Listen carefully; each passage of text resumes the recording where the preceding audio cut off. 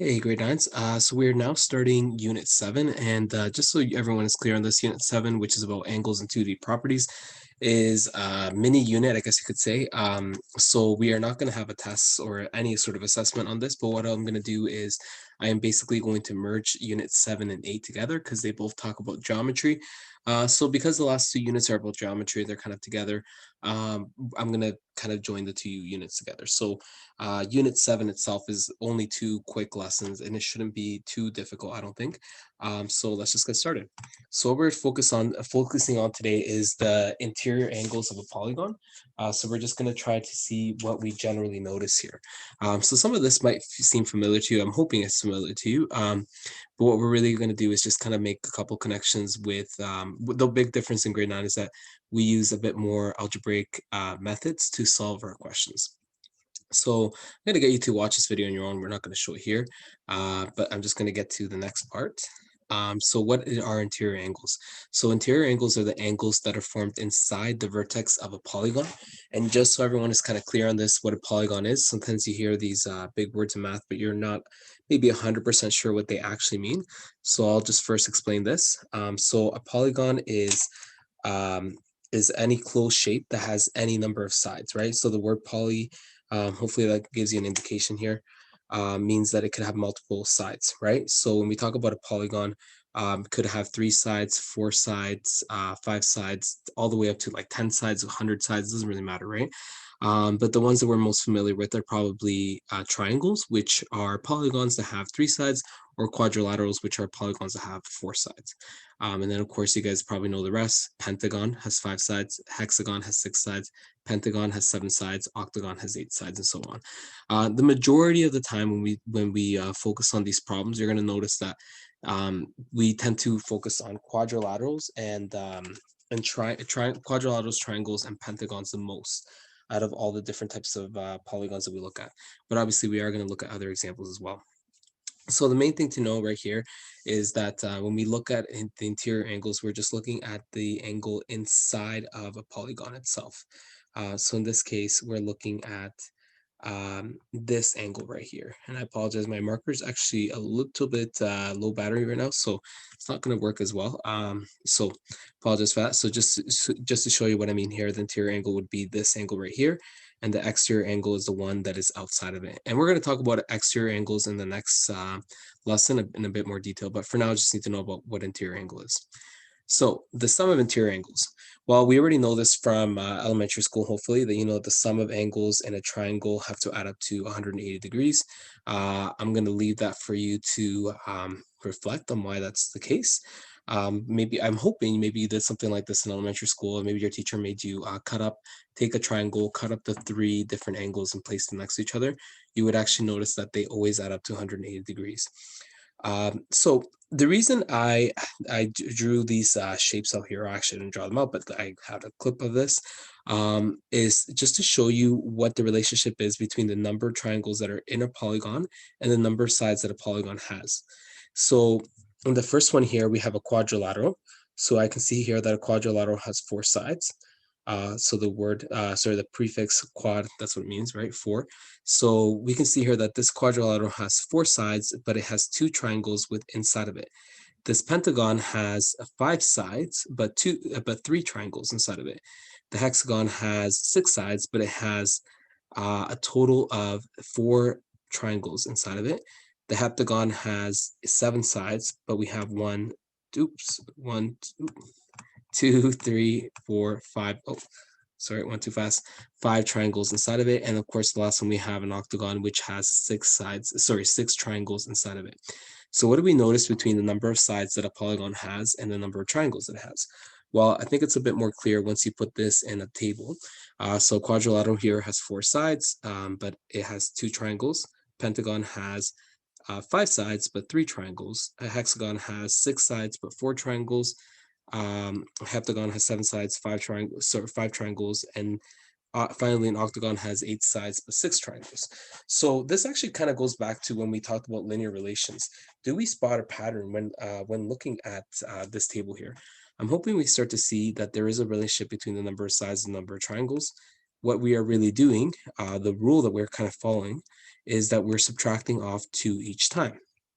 So if I know the number of sides, then I can easily find the number of triangles simply by taking away 2 here. So if I take away 2 from the number of triangles, sorry, from the number of sides, then I'm always going to be able to get the number of triangles that are inside of that polygon. And this is something that works for any polygon here.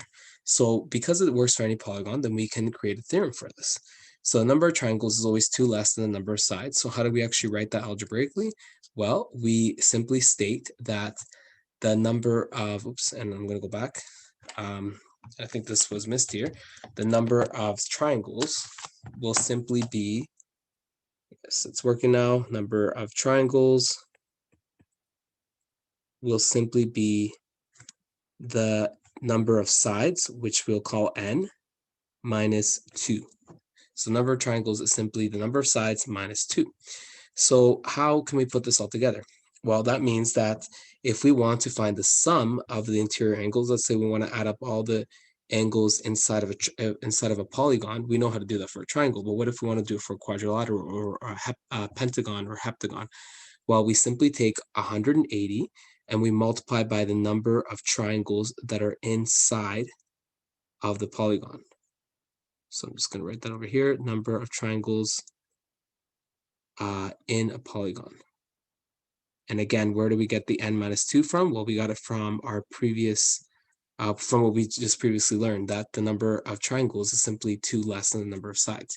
So if I simply take 180 and I multiply by n minus 2, which is the number of triangles that I have, this gives me the sum of all the interior angles.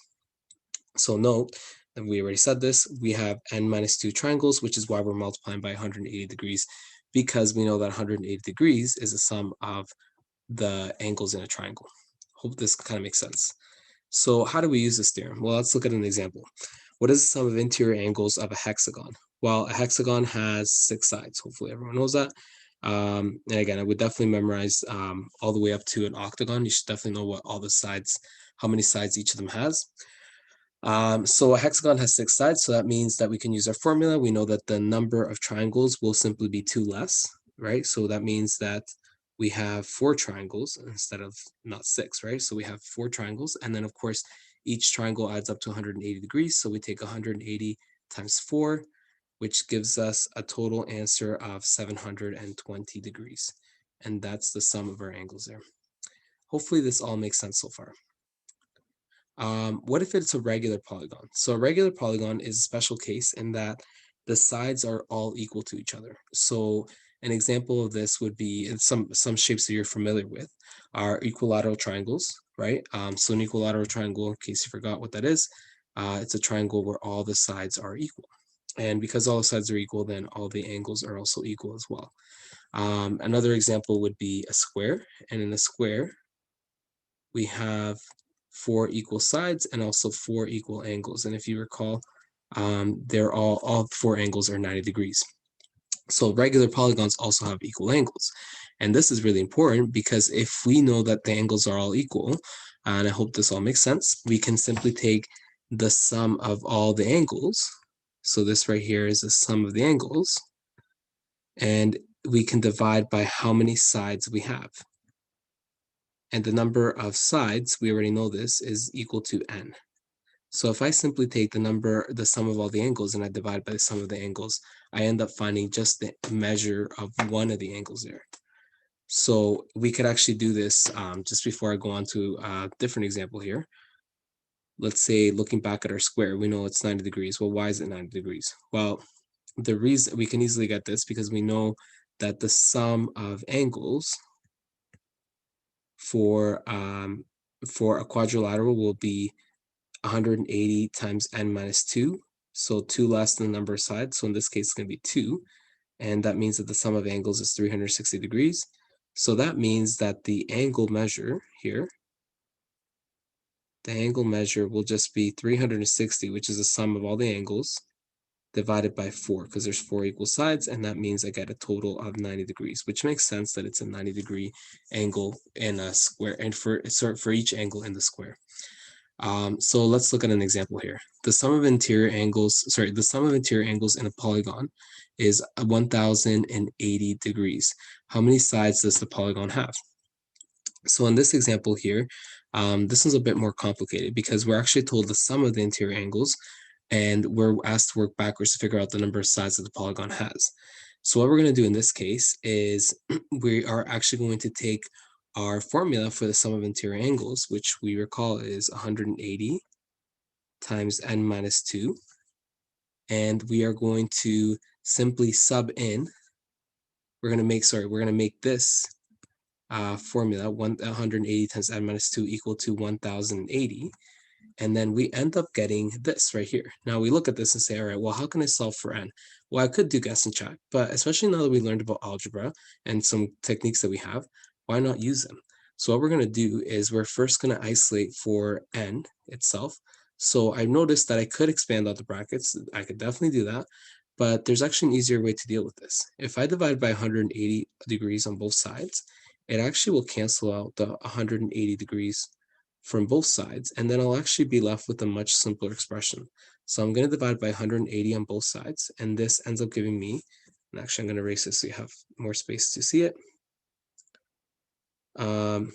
We end up getting 1080 divided by 180, and we'll notice that the 180 on the right hand side cancels out. Then we have 1080 divided by 180, which gives us a total of 6. And then we end up with 6 is equal to n minus 2. Now we're almost done here. If we know that 6 is equal to n minus 2, well, how can I get n by itself? Well, I'm going to do that by getting rid of the negative 2. And so I'm going to do the opposite of subtract 2. I'm going to add 2 to both sides. And when I do that, I end up getting n is equal to 6 plus 2. Notice that I simply move the n to the right-hand side. So I could either leave it as n is equal to 6 plus 2, or I can definitely write 6 plus 2 is equal to n. I just have a bit of a preference to leave the variable on the left-hand side in the end. And then, of course, I end up with 6 plus 2, which is 8. So that means that this polygon has 8 sides. So that was it. So pretty easy, short lesson, I hope, but hopefully that made sense. And the homework is actually quite short as well. So there it is.